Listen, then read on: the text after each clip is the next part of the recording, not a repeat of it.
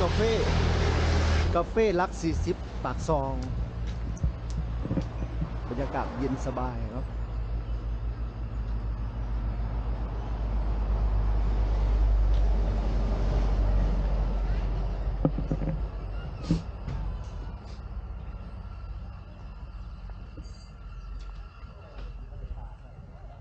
มาเล่นไปลูกมาเลย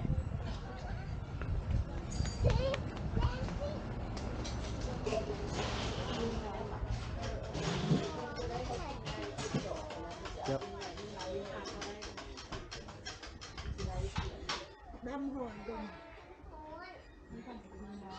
เจ้าเนี่ย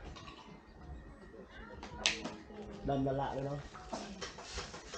กระเถาเอาอย่างเอาไปเล่าอ่ะกินไปทำกระเถา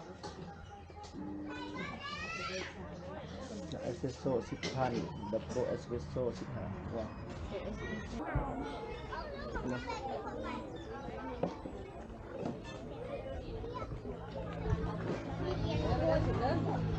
ไปกินบึ้นๆไว้กินบึ้นๆไหมไปกินบึ้นๆไว้กินไหมกินกันกินกันกินกันอยู่วะ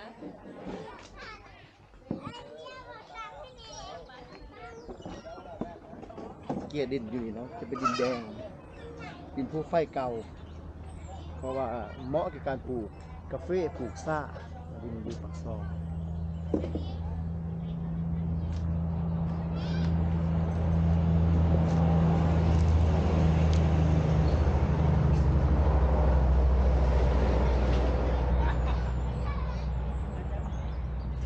หมักเนาะหมักโกโก้ด้วยนะคุณนะดูแน่ใจ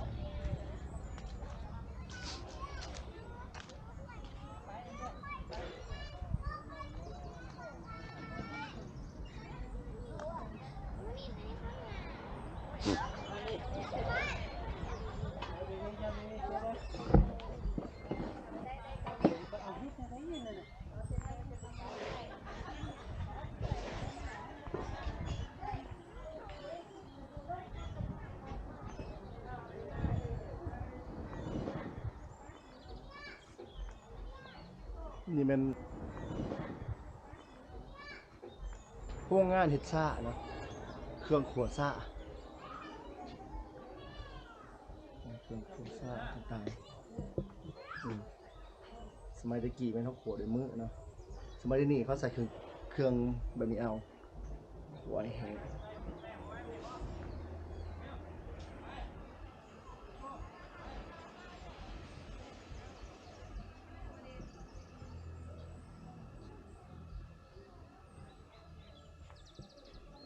มันเป็นหยอดใบซ่าเนาะหยอดใบซ่าปักซอง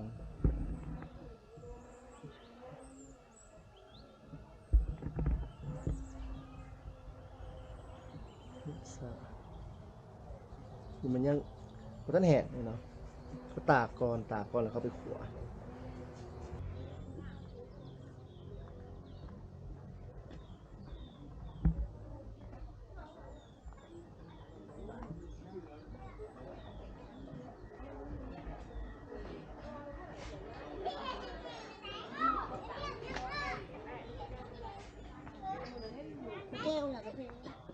เอาละเตรียมแล้วแอมถามมวนบอน้ำบ่ได้มาหรอบ่ได้มาไม่ใช่กินใหญ่จังเป็นคนละ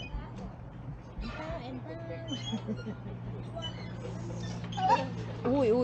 มันอยู่กันแห้งเด้อตามร้านโอเคจำได้อ่ะ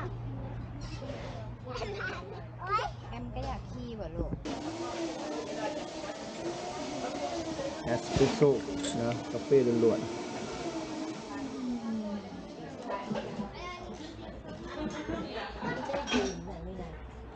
ด้วยลาเต้เย็นเนาะ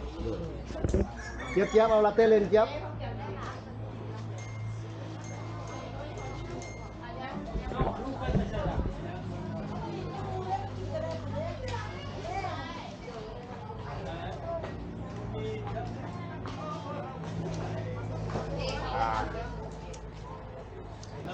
อ้าวถามปอนให้พ่อบ่บ่อนเบิ่งหั่น